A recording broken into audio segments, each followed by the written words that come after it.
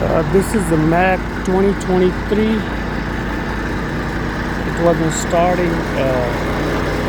This morning we tried everything with the jump start and everything. But the problem was a starter.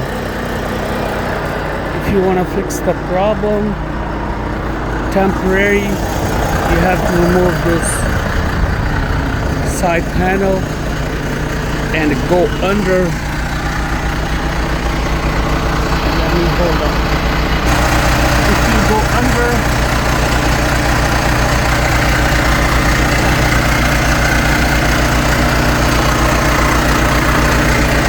this is your transmission, and right by the frame, this is going to be your starter. Tap it with the hammer. Don't tap too hard.